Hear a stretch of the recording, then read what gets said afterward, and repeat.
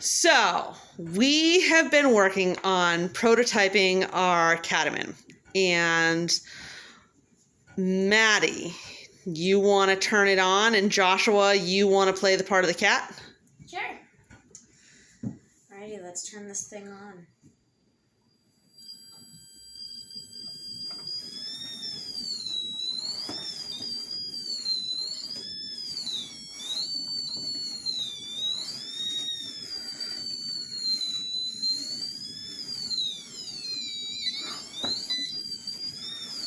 All right, let's turn that down for a second, and I'm going to ask you guys some questions.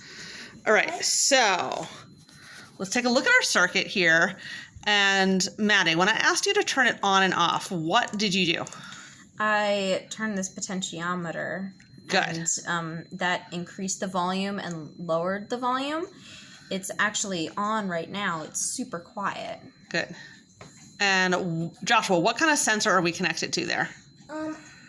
Well, we're connected to an ultrasonic sensor that is showing us the proximity and calculating it with the buzzer. Yeah, it's basically like being a bat with echolocation, saying, "Oh, that thing's here." Okay, now I send that information to the Arduino, and it does its magic. Good. And so what is the part that is actually making that sound?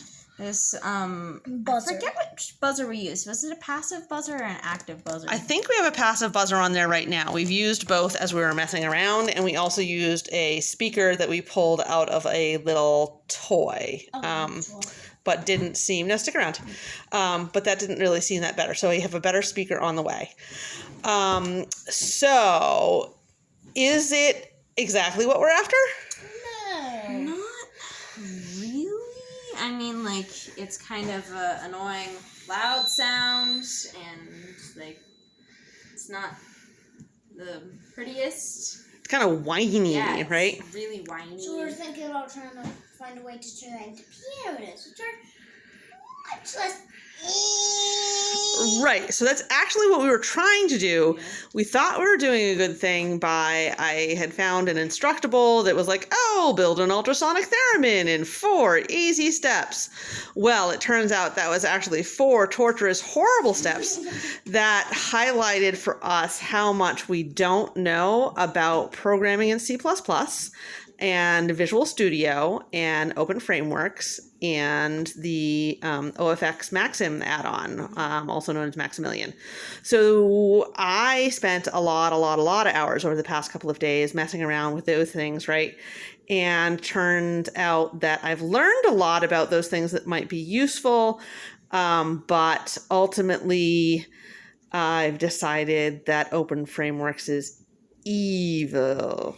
Yeah, it really sucks. And so we may still end up using that. I want to play around with it a little bit more, but I think what we actually might do from here is go ahead and play around with, I found some projects that had to do with turning your Arduino into a sound player or a soundboard. Like we were trying to, we thought it would be easy to copy this particular Instructable, and it would just use the computer soundboard to make the sounds, which sounded really nice, like piano tune kinds of things, and that didn't really work. So there are some ways that we can turn the Arduino itself into a sound player using a speaker and possibly some other parts. Maybe capacitors might be involved, maybe an amplifier, a shield.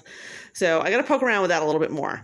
But we've proved the concept anyway, that we can build an Arduino theremin using a buzzer, and we can translate a position into a sound. So it's for prototype kind of territory, we're good. We're going to call the prototype good, even though we have a lot of changes we want to make before the final build, which would include trying to turn the Arduino into a sound player, so that we can actually get some nicer noises, nicer tones, instead of just whiny, twingy, buzzer, ear bleeding kind of thing.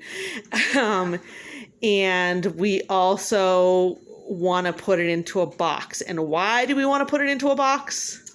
Because we don't want the cat, since we are using a laser pointer to put him into kill mode. We do not want him to chew on all of these wires and completely ignore the laser pointer and the sound sensor and just go after the wires because He's a cat. He loves wires. He has, in fact, eaten multiple sets of my headphones, and so now I finally have some wireless headphones, but now he tries to kill the charging cord for those. So, knowing our dear Quetzal's affinity for chewing on wires, we would like to enclose this in a box.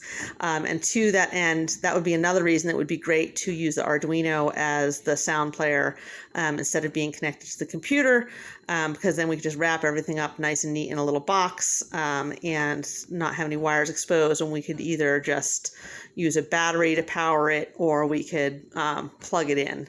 So, we definitely have some things we want to do before we would call this project totally finished, but we've learned a lot and we're partway there. So that's kind of cool. You want to play the Catemin a little more? Yes. Sure. Josh, are you ready? Yes. I'm gonna use my hands this time.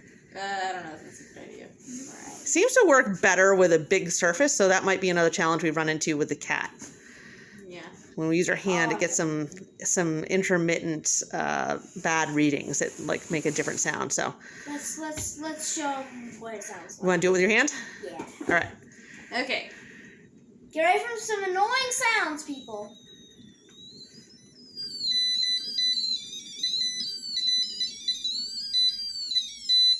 Mind if I try? Sure.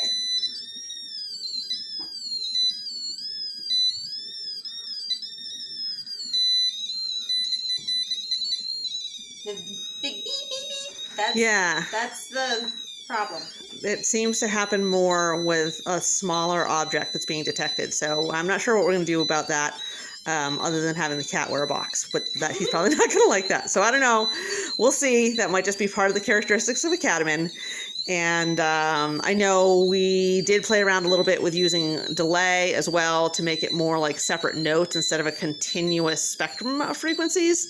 And we haven't really settled on which way we want to go there. So anyway, that is our prototype Catemin. More to come eventually. Yeah. All right. You guys have anything else you want to say?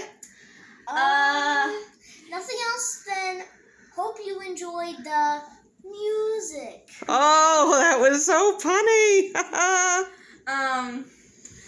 One thing that I want to say is how long this actually took to make. I know that it took Mom like 3 days. Yes. Yeah, And well, no sleepless Find nights.